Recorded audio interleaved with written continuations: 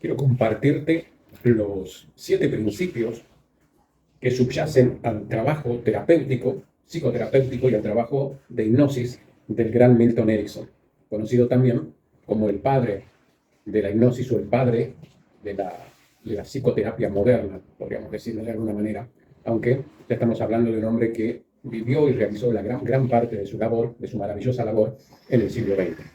Como ya estoy nuevamente en Argentina, lo voy a hacer acompañado de un mate. Voy con el primero de los principios. Vamos con el principio número 1. Para mí uno de los más importantes.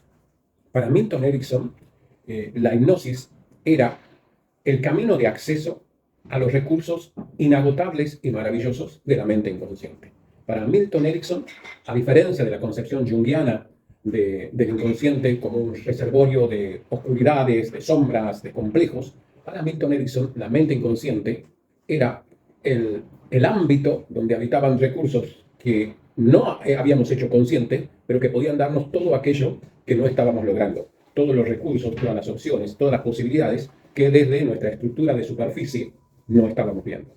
Eso en principio. Y para ahondar en este principio del uso de la hipnosis como acceso a los poderes infinitos de la mente inconsciente, para Milton Erickson la hipnosis era un estado natural al que accedíamos, al que se podía acceder de manera consciente y de manera deliberada para profundizar, para acompañar y para facilitar los procesos psicoterapéuticos. Vale decir, el acceso a la mente inconsciente a través de la hipnosis era algo deliberado, natural y que además generaba el campo propicio para la transformación de las personas en un proceso psicoterapéutico. Este es el principio 1 del trabajo de Milton Erickson.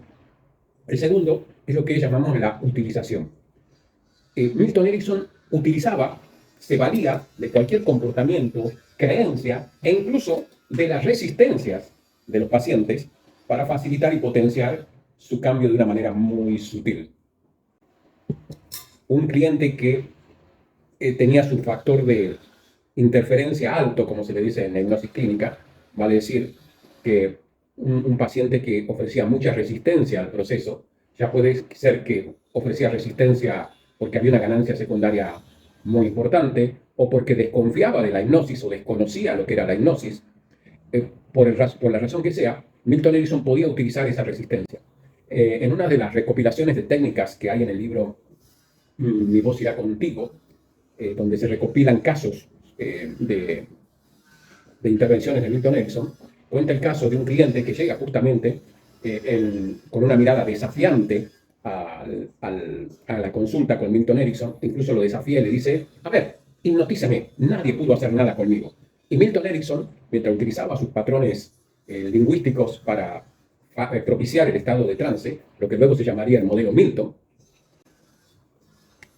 mientras hacía eso en una conversación con el cliente, movía los elementos que estaban en su escritorio, ¿sí? Movía esto para acá, esto para allá, esto para acá, esto otro para acá. Y eso hacía que la atención consciente de esa persona, ese factor de interferencia se exacerbara y llevase todo su foco a esos movimientos, permitiendo que su inconsciente quede libre para recibir las sugestiones que hacía Milton Erickson durante el proceso. El tercer elemento o principio del trabajo hipnótico y terapéutico de Milton Erickson tiene que ver con lo que se llamó cortar a la medida del cliente. Por eso se llamaba también principio de sastrería, porque es como que cada intervención de Milton Erickson estaba hecha a la medida de cada cliente, porque él consideraba que cada persona, por lo tanto, cada intervención era única, irrepetible y subjetiva. Y acá juega un papel muy importante lo que en programación neurolingüística se llama calibración. La calibración es la exacerbación, ¿sí?, parte del terapeuta, de la percepción sensorial. Es estar atento incluso a cada microgesto, a la corporalidad, a la paraverbalidad del cliente, para que cada intervención, ¿sí?, cada pregunta, cada sugestión, sea como respuesta a lo que el lenguaje corporal de la persona va diciendo. Muchas personas llegan conscientemente con un factor de interferencia muy alto, pero inconscientemente abiertas al cambio, simplemente que no encuentran el camino o los recursos, y eso es lo que hace la hipnosis. O muchas personas llegan conscientemente flexibles, abiertas al cambio, pero inconscientemente hay un factor de interferencia muy, muy elevado. Al trabajar a medida, sin un estándar, sin un modelo al cual se tenga que ceñir el cliente, le permitía a Milton Erickson adecuarse él a cada cliente, a cada contexto, a cada elemento subjetivo que el cliente trae y aprovecharse de eso y hacer un corte a medida en cada sesión. El cuarto principio es llamado principio acumulativo o de bola de nieve. Milton Erickson estaba convencido que los grandes cambios se producen por acumulación de pequeños cambios. Esto es muy simple, ¿sí? Una persona que se alimenta mal, no porque hoy se comió una hamburguesa de más, ganó 10 kilos de golpe o 20 kilos de un día para el otro. Eso se fue acumulando, ¿sí? De la misma manera, Milton Erickson consideraba que los cambios son acumulativos y él buscaba facilitar los procesos para que la persona, a través de pequeños cambios cotidianos, naturales, pero acumulativos, fuese logrando ese gran cambio. Es como si le dijese a una persona, bueno, estás con 30 kilos de más. El primer paso que vas a hacer es dejar todos los días listas tus zapatillas, tus tenis, como les dicen en algunos lugares, y salir a caminar 5 minutos. Al día siguiente, 2 minutos más. Hasta que llegues, ¿sí?, por acumulación, a 1 kilómetro, y ahí, a 1 kilómetro de distancia está el gimnasio. Vale decir que en el transcurso de 10 días aproximadamente, tus caminatas te van a llevar a la puerta del gimnasio, ¿sí? A partir de ahí, iba acumulando cambios que probablemente lleven, estoy ejemplificando simplemente para que se entienda, a la persona a abrir la puerta del gimnasio, averiguar los horarios, los costos y eventualmente, por acumulación de esa tarea que prescribía, ¿sí?, Milton Erickson, la persona, a través de ese proceso de acumulación o de bola de nieve, generaba los cambios.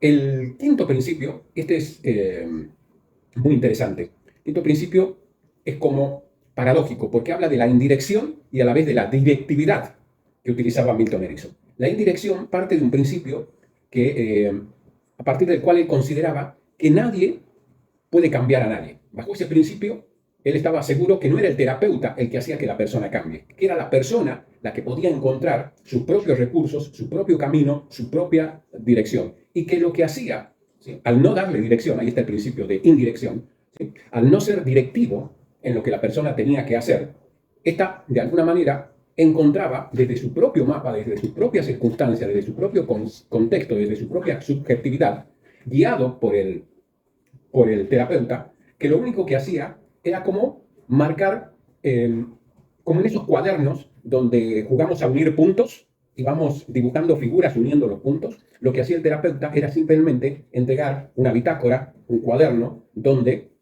con su experiencia guiaba a que la persona vaya dibujando, uniendo los puntos por sí sola. Pero por otra parte, era directivo. ¿En qué sentido?